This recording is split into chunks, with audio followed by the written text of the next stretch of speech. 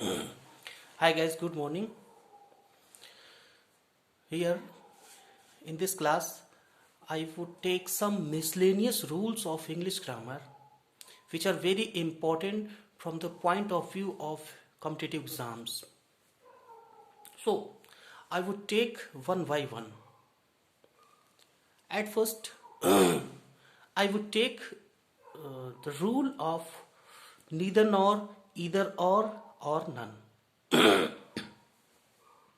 I would like to introduce you, I would like to introduce all these rules to you. First of all, I would like to tell you the use of neither nor, either or, and none, where we can use all these terms in the sentence. If we talk about neither nor, the use of neither nor can be done for two things, and the use of two things in negative sense, and the use of either or can be done in case of two things in positive sense, and the use of none can be done in case of more than two persons. So I can say that if we want to choose none out of two, we can use neither. If we want to choose one out of two, we can use either. So, if we want to choose no one in a group or in a committee, if we do not want to choose none, so we can use none in case of more than two persons. When we are not supposed to choose none of them, it means we are not choosing any person out of more than two persons. In case of neither, we are not choosing none. We are not choosing none out of only two persons.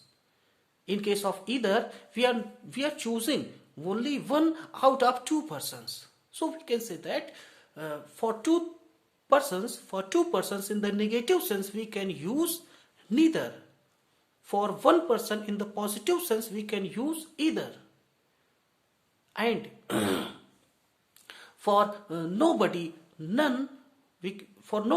we can use none out of more than two persons. For example, here we want to take some examples to clarify the sentence. If I say, none of the two boys came late. None of the two boys came late. Here the use of none is wrong. Why is it wrong here? Because here none is used for two persons. And I have already told you the use of none cannot be used for two persons. It can be used for more than two persons.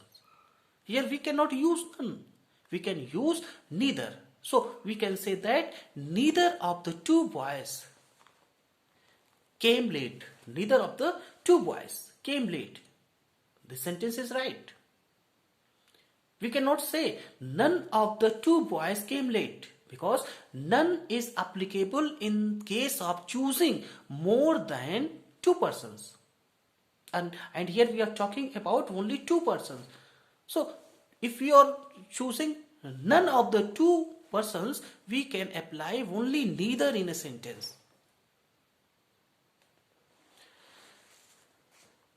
Neither of the six girls were wearing a red shirt. Neither of the six girls. We cannot use neither here. The sentence is wrong. Why? Why is the sentence wrong? Because here we are applying neither in case of more than two persons. So here we cannot apply neither. We can apply none. none of the six girls. Now sentence is right. None of the six girls came late. So finally we can say that in case of two persons, if we are choosing none out of two persons, we can apply neither. If we are choosing one out of two persons, we can apply either. If we are not choosing anyone out of many, we can apply none. So none is applicable in case of more than two persons. Neither is applicable in case of two persons, and two persons in negative sense, and nor is applicable in case of two persons in positive sense. If we are choosing one out of two persons, we can apply either. If we are choosing no one out of two persons, we can apply neither. If we are not choosing anyone out of many, more than two persons, we can apply none. So this is the basic difference between among the use of none, neither, or and either in English grammar.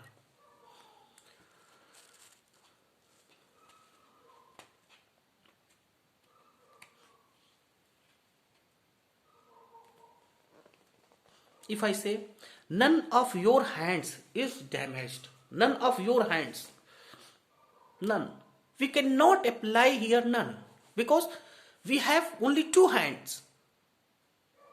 If we have had more than two hands, I would have applied the use of none here. But we have only two hands, and we have already told you for two things or two persons we can not apply neither. We can apply only none. And here we are talking about only about two hands. If we have had already three hands or more than two hands, we would have applied none. But we have only two hands, and if we have only two hands, we can apply only neither. So we can say that neither of your hands is damaged. This sentence is right.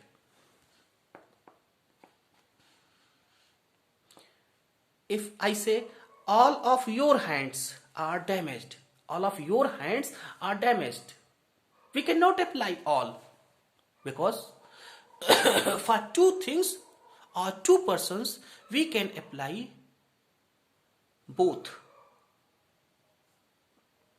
Both is used for two persons or two things,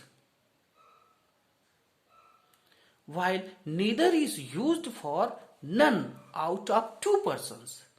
Either is used for one out of two persons. Both is used for two out of two persons. So we can say that the use of both indicates for two things or two persons. We can apply both only for two persons or two things. We can apply neither in case of none. In case of none out of two, we can apply either to choose one out of two persons. We can apply none to choose nobody out of many people. So this is the basic difference among none, either, neither, and both. So we can say that both of your hands are damaged. This sentence is right.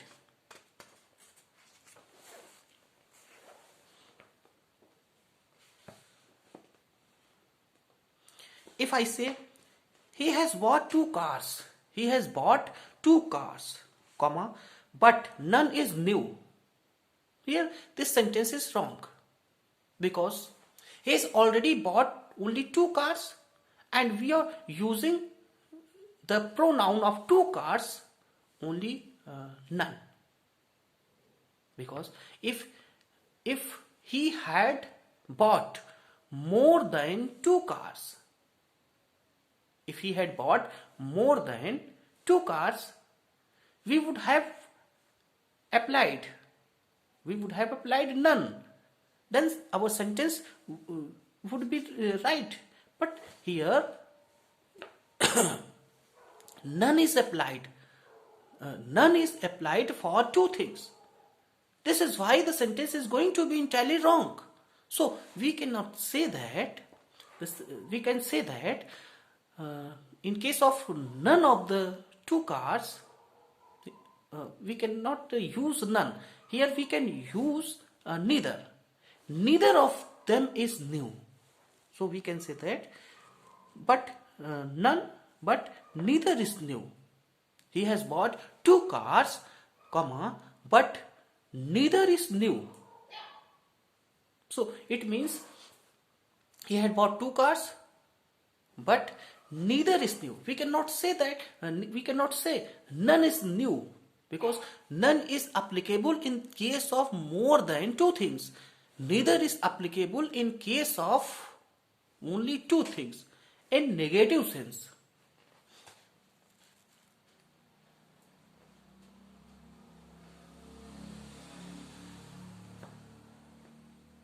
If I say either of these three candidates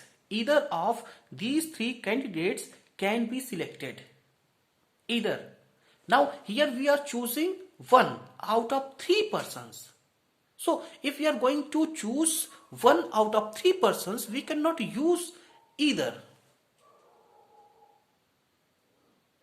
So we can use either in case of choosing one person out of two persons. Then we can apply either. But here we cannot apply either.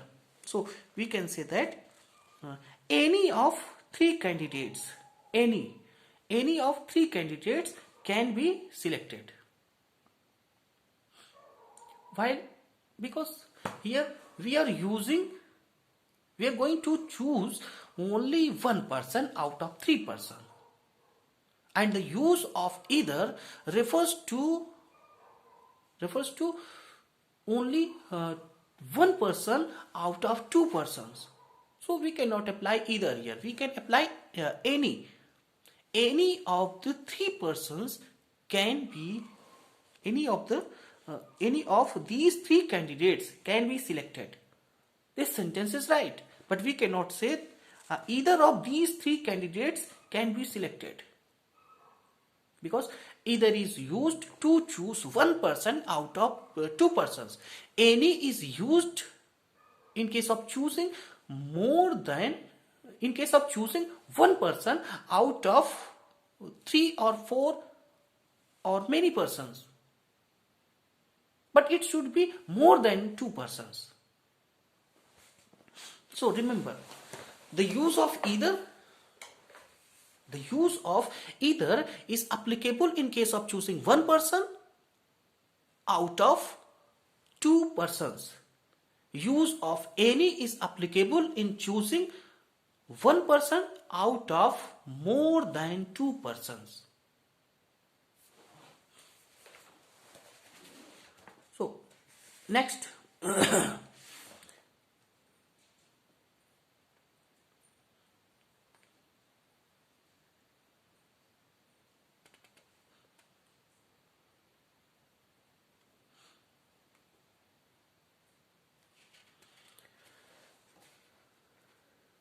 Next, we are going to take another rule of English grammar.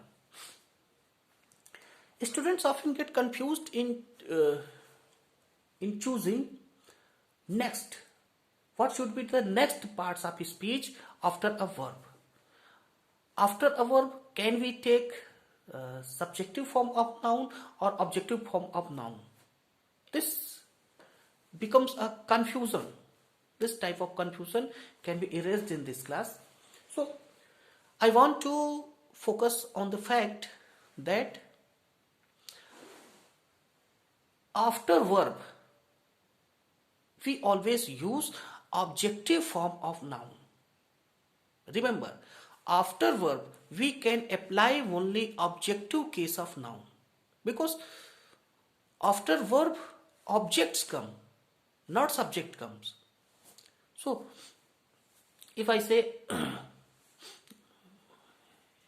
if I say yes, here we are going to apply we are going to take a verb let, the use of let in English grammar.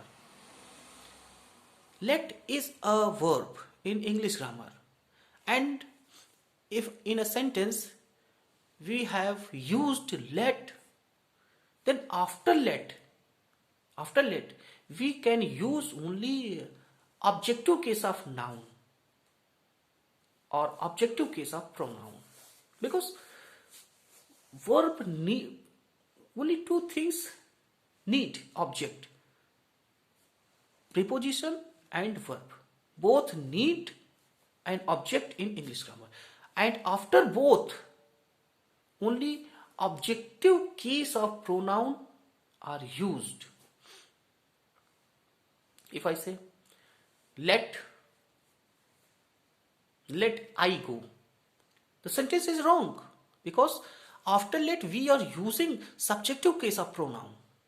We cannot use subjective case of pronoun just after the verb. We would have to use objective case of pronoun just after a verb in a sentence. So this sentence is wrong. We would have to use me in case of I, because I is a subjective pronoun. Here we need objective case of pronoun. So we can say that after verb object comes, not subject comes. Remember, after verb and after preposition only objects are supposed to come. No subject is supposed to come just after the verb or just after the preposition. So we can say that let me go there. Let me go there. Let we read. No, sentence is wrong. Let us read. Because let is a verb, and after verb only objective case of pronoun can be used.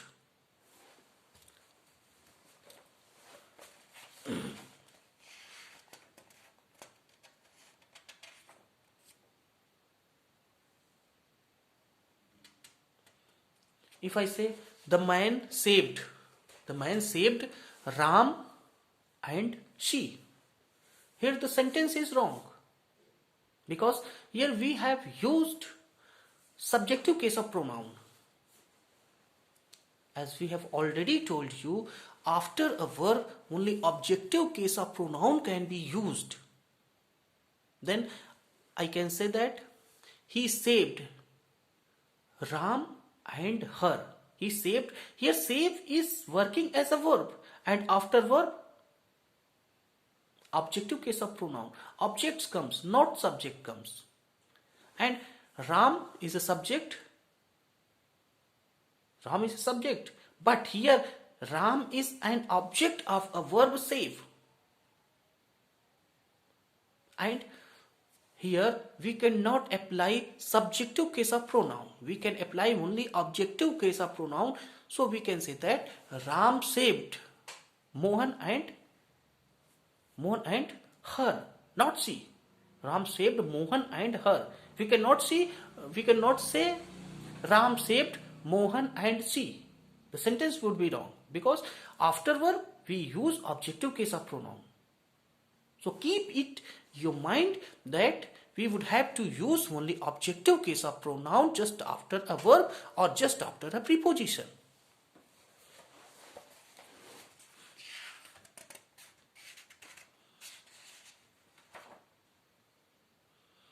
If I say she was laughing at you and she.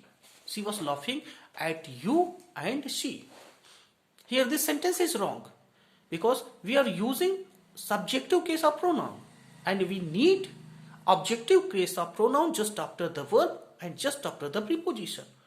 So we can say that he was laughing at you and her. This sentence is right. So keep it your mind that after a verb and after a preposition we cannot use subjective case of pronoun. We can use only objective case of pronoun in the sentence.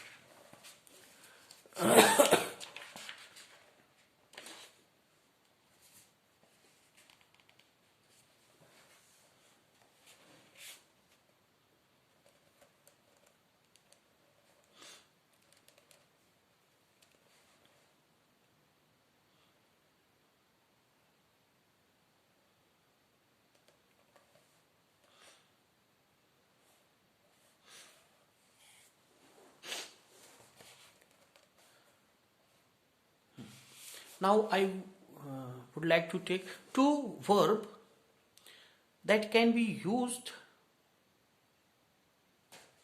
in both forms. They can be a preposition, they can be a verb in the sentence. And these words are like and unlike. These are two words that work in a sentence either as a preposition or as a verb in the sentence. Apart from this, except for, but for, etc. work as a conjunction and preposition. All these sentences work as a conjunction and preposition in the sentence. Now we want to focus on like and unlike. These two words work either as a preposition in a sentence, either as a verb in a sentence. For example, she likes her mother. She likes her mother. Here like is working as a preposition in the sentence. If I say she like me is intelligent.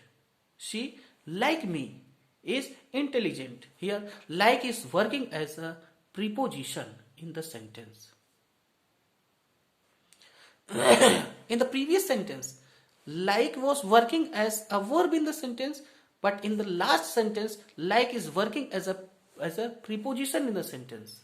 So remember, like can work as a preposition in the sentence, like can work as a verb in a sentence. She likes her mother. Here, like is working as a verb in the sentence. She, like her mother, is intelligent.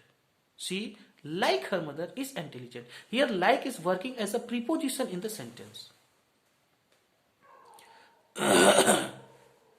If I say, I came, but he left.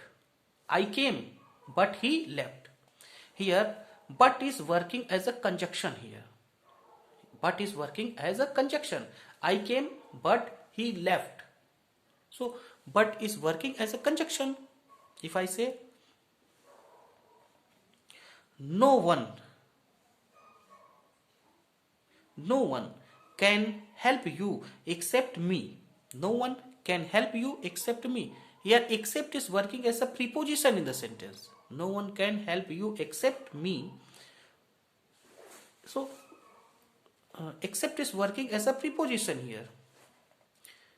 She looks like me. She looks like me.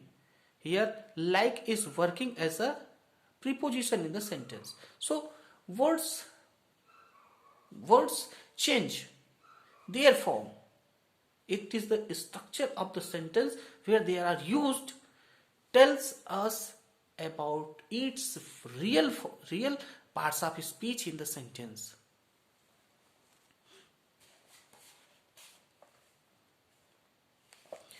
If we talk about the word then may work as a preposition and conjunction in a sentence.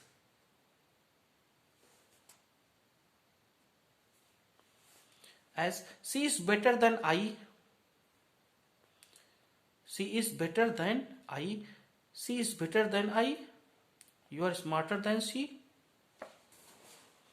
So, I would like to take these rules in the chapter of adjectives because they are concerned with adjectives. So, I would take this chapter in the chapter of adjective. When I would discuss the chapter of adjective, then I would like to tell you.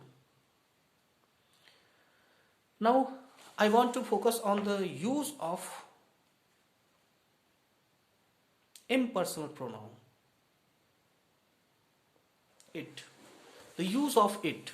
Where we can use it. First of all, I want to tell you, it cannot work as a subject in the sentence because it works as an impersonal pronoun in the sentence. So it can never become a subject in the sentence. It can be an introducer in the sentence. Just if I say, it was me who saved your life. It was me who saved your life. The sentence is wrong. The sentence is entirely wrong because here it doesn't work as a subject in a sentence. It works as an introducer in a sentence. So after it we cannot use subjective case of pronoun or objective case of pronoun. We can use only subjective case of pronoun. So I can say that it was I. I can say that it was I, not me. Because here it doesn't work as a subject. Subject is I. And subject is being introduced by it in the sentence. So we can say that it does not work here as a subject and our subject is I. So we can say that it was I, not me. It was I who saved your life. This sentence is right. Next. It was him who bought your home. Here this sentence is wrong because we cannot say it was him, it was he. Because subject is he, not it. It is working as an introducer in the sentence.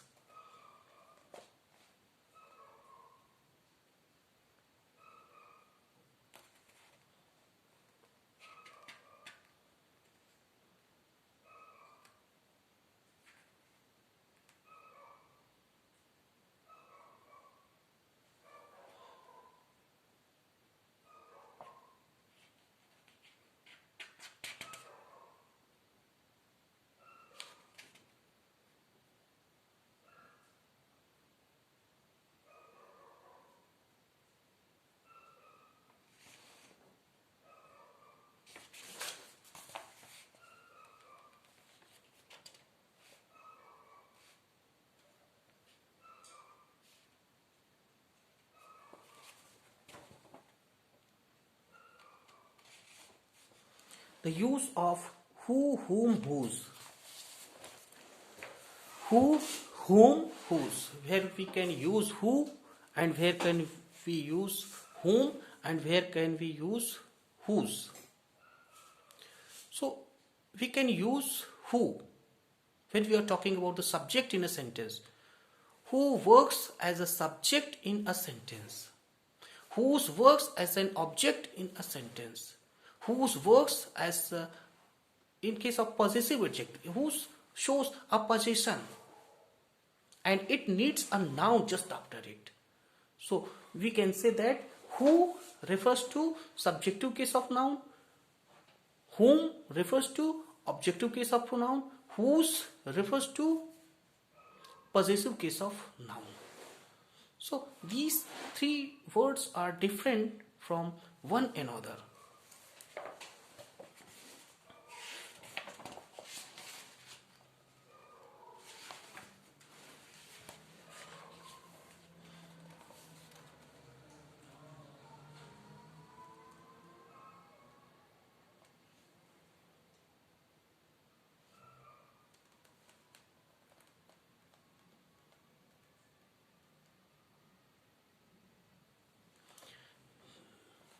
Now next we are going to take the rule. If in a sentence we are using more than two verbs in a sentence, what can we do?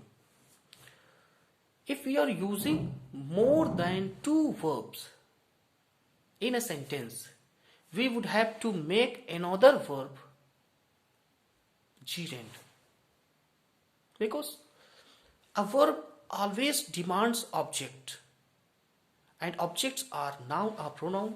So if we are using two verbs in a single sentence, the first verb will work as a main verb, and the second verb will work as a gerund, just in order to become the object of the verb. So we cannot use two verbs in a sentence. If we are using two verbs in a sentence, we can make the another verb a gerund form. Otherwise, our sentence would be wrong. If I say I love dancing. Here we cannot say I love dance. I love dance, because dance is a verb and love is a verb. Both are verbs and both cannot work along with in a single sentence. So we would have to make the last verb a gerund form. It's a gerund form, because if we do not make it gerund form, then our sentence would be wrong. So we can say that I love dancing. I cannot say I love dance. I love dancing. So I would have to end the class now, because it is going for. So I would like to end the class now. Sorry. So I would meet in the next class. Thank you.